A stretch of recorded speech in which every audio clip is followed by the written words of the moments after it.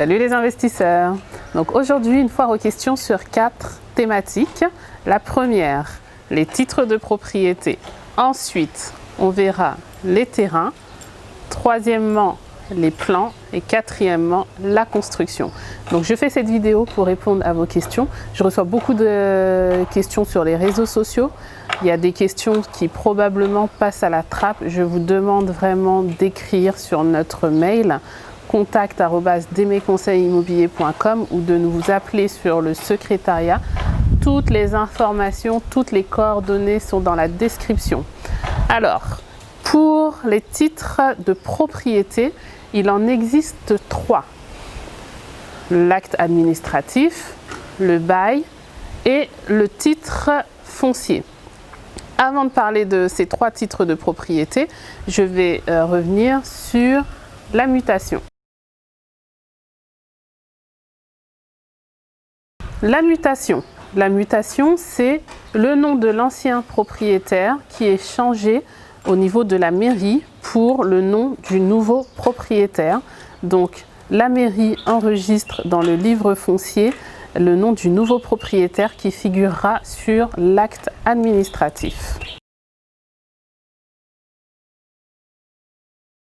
L'acte administratif, c'est le premier niveau de propriété. C'est un document qui vous est délivré par la commune dans lequel vous avez acheté votre bien. C'est un document qui vous permet d'occuper votre terrain. En quelque sorte, l'État vous autorise à occuper ce terrain. Le deuxième niveau de propriété, c'est le bail.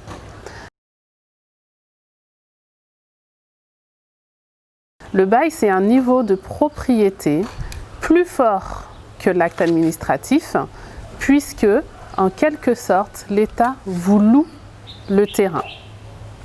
Enfin, le troisième niveau de propriété, c'est le titre foncier. À ce niveau-là, l'État vous cède le terrain et n'a plus son mot à dire. Là où c'est intéressant d'aller jusqu'au bout de vos démarches et d'obtenir un titre foncier, c'est que le titre foncier, il sécurise votre terrain en cas de grands travaux dans votre secteur.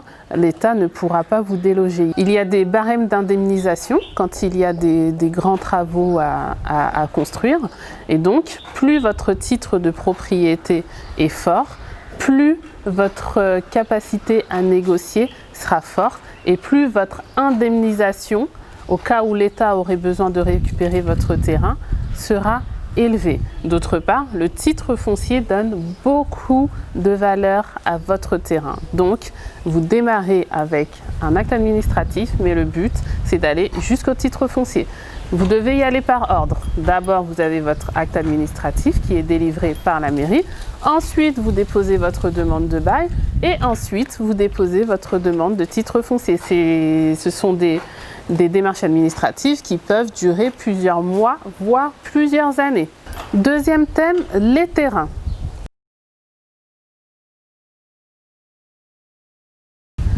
Un non-sénégalais peut acheter un terrain au Sénégal. La preuve, je suis française et j'ai acheté plusieurs biens au Sénégal, donc pas de problème.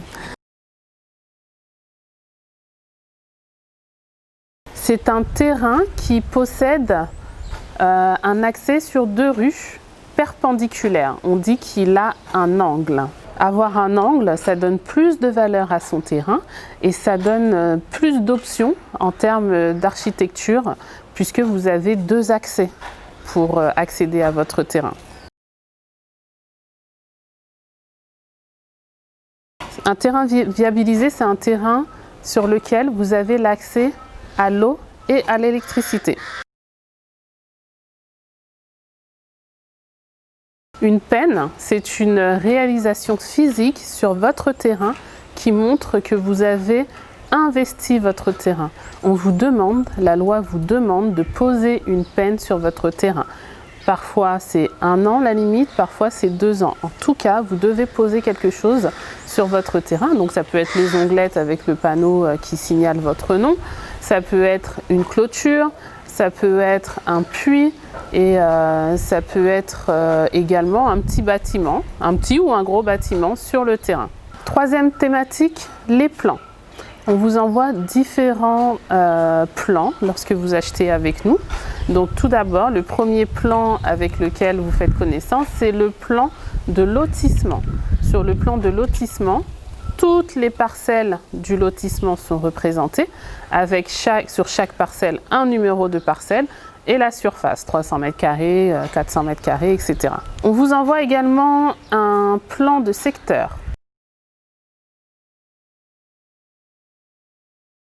Le plan de secteur, ça vous permet de visualiser le terrain et son environnement.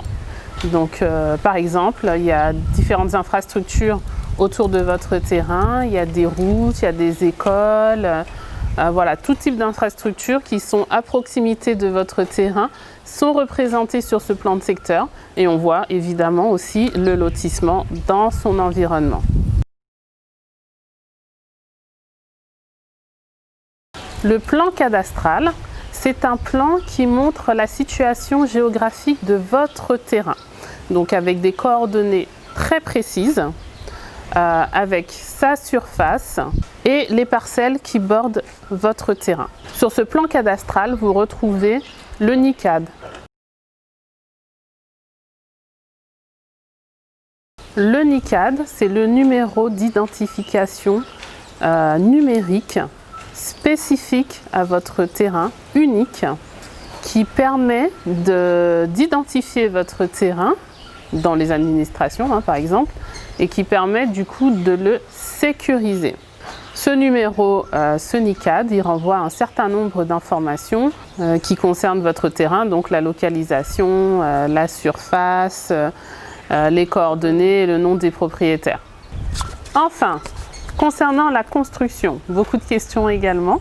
Donc avant de construire, même avant de construire votre clôture, vous devez faire une demande d'autorisation de construire au niveau du cadastre. Et c'est une fois que le cadastre a validé votre projet architectural, donc il va vérifier que vous respectez les normes, la réglementation, etc., qui va vous donner votre permis. Et avec ce permis, vous pourrez construire.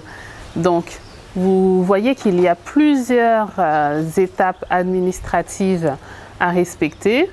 C'est vrai que ça peut être un peu long, mais c'est important de prendre le temps de valider chaque étape afin que votre projet il soit sécurisé de A à Z et de ne rien négliger. Donc on vous accompagne bien sûr dans tous ces aspects-là. Donc si vous avez d'autres questions, envoyez-les nous par email et je ferai d'autres vidéos pour répondre aux questions qui reviendront le plus souvent. Toutes les coordonnées et toutes les informations, les détails sont dans la description. Et je vous conseille également d'aller voir notre vidéo qui s'appelle « Tout sur les démarches administratives ». Vous aurez des détails sur les étapes de vérification, sur l'identification du terrain, sur les différents titres de propriété, etc., etc. On se retrouve sur les réseaux sociaux, sur Facebook, Instagram, également sur LinkedIn, sur notre site internet demesconseilsimmobiliers.com et bien sûr sur la chaîne YouTube. Abonnez-vous et activez les notifications. À bientôt!